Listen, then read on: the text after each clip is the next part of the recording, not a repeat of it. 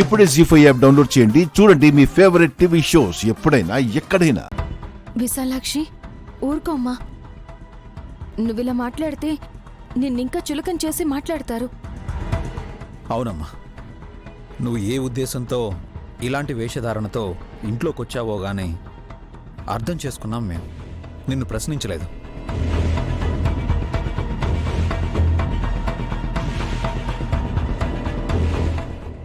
అవును, చిన్న పిల్లలకు తట్టుపోసినా వాళ్ల మెళ్ళో మంగళసూత్రాలు వేస్తే ఆటలమ్మా తగ్గుమొహం పడుతుంది అని అంటారు.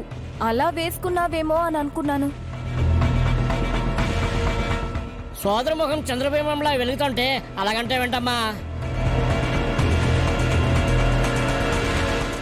ఒక నిమిషం ఉండండి, ఈ చిత్రం ఏదో చూద్దాం. ఏ దురంధర, పిచ్చా ఎన్నీకు? గారడి విద్యతో వింతలు చెయ్యొచ్చు, ఇంద్రజాలంతో విస్తుపోయేలా చేయగలరు. కాని తల్లిలా పాలివ్వాలంటే వారు బిడ్డను ప్రసవించి ఉండాలి, లేదంటే పాలు రావు.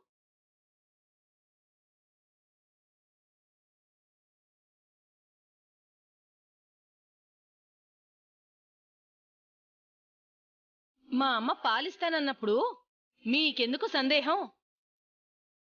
గాయత్రి గనవినో తెచ్చి పాలు పట్టించండి. ఉలూచి పాపనైతే సుమన తీసుకురాదు. గాయత్రి గానవీలకు సరిపడా పాలు నయనం ఇస్తున్నప్పుడు నేను ఉలూచికి పాలివ్వడమే న్యాయం.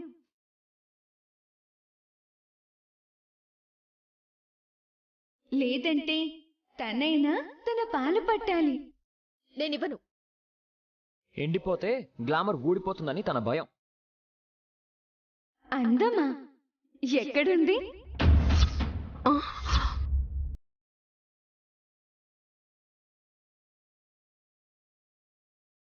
వామ్మో, చూసావా సుమనా, నువ్వు అందంగా లేవని అంటోంది. నేనలా అనలేదు. కళ్ళతో చూస్తే కనిపించేది అందం కాదు, కళ్ళు మూసుకుంటే కనిపించే దైవానికి మించిన సౌందర్యం 14 లోకాల్లో లేదని అంటున్నాను.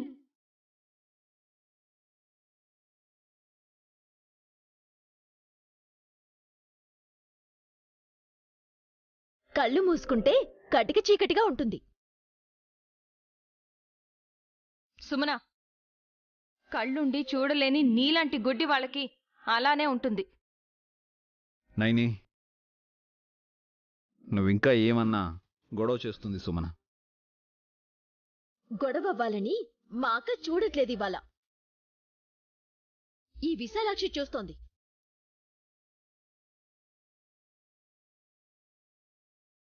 పాపం తనేం చేసింది? నిన్ను పాలివ్వమంది. పాలివ్వాలా?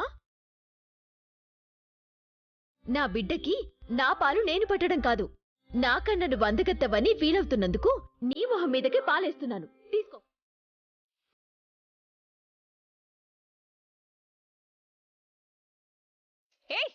సుమనా,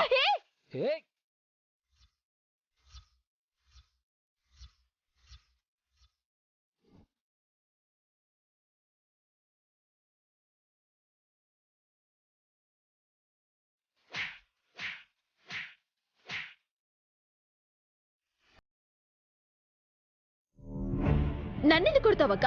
విశాలాక్షి మొహం మీద పాలు పోస్తావా? నన్ను వికారిని అన్నట్టు మాట్లాడితే కోపం రాదా? నోర్మోయ్, తను అలా అనలేదు, నువ్వే ఊహించుకున్నావు. అసలు పళ్ళు రాలగొడతాను. ఆగమ్మా, సుమన తప్పు చేయలేదు.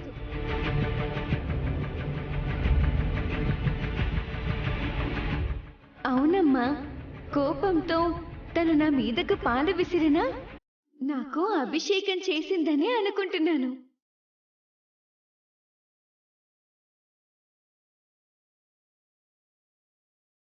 అమ్మా, కాని దోషమైతే ఈ ఇంట కలిగింది కదమ్మా. ఫలితం ఉంటుంది. శరన్నవరాత్రులప్పుడు ఒకరోజు ఈ ఇంట్లో ఉండే పసిబిడ్డలకి పాలు అందవు.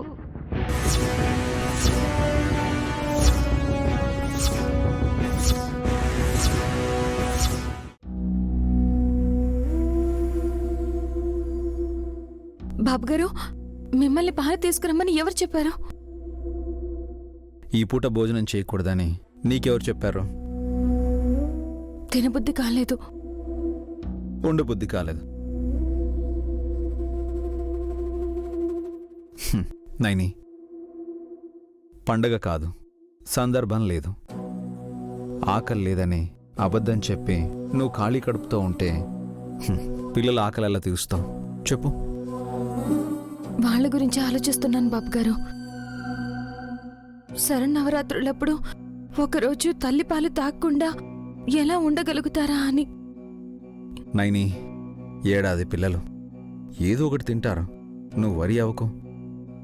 తండ్రి కాబట్టి తేలిగ్గా చెప్పేస్తున్నారు. అంతకంటే ముందుగా నీ భర్తని నైని. నీకు ధైర్యం రావడం కోసం చెప్తున్నాను. రాబోయేది సందర్భమే తప్ప సమస్య కాదన్న నమ్మకంతో 9 రోజుల్లో ఏదో ఒక రోజే కదా. ఆ రోజు ఏ రోజన్నది తెలీదు కదా బాబుగారు. నైని, ఇంకా టైం ఉంది. ఎలాగోలా నువ్వు తెలుసుకునే ఛాన్స్ ఉంది కదా.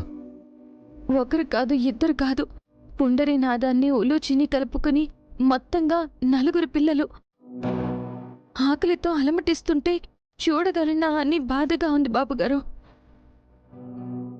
అందరి గురించి ఆలోచించే నువ్వు ఆరోగ్యంగా ఆనందంగా ఉండాలని నేను ఆలోచించడంలో అర్థం ఉంది కదా. ఖచ్చితంగా ఉంటుంది. అయితే ఈ పాలు తాగు. ఉపవాసం కూడా లేనప్పుడు ఆకలిని వాయిదా వేస్తే పాపం చేసినట్టే అంటారు. నువ్వు అలా చేయకూడదు. తాగు, తాగు.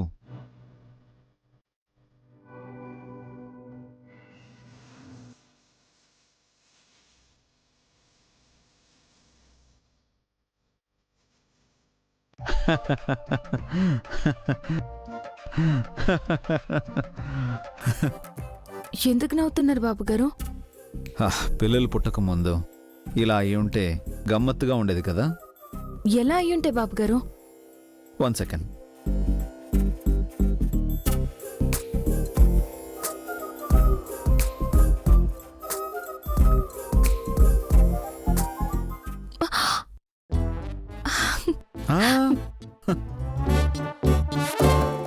సరదాగా అన్నాను.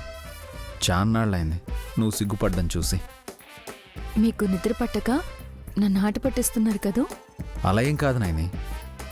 కొంగుతో తుడుచుకొని అరే, ఆడవాళ్ళకి కొంగున్నట్టు మగవాళ్ళకు కూడా ఓ చిన్నపాటి కొంగు ఉంటుంది. దాన్నే కర్చీఫ్ అంటారు.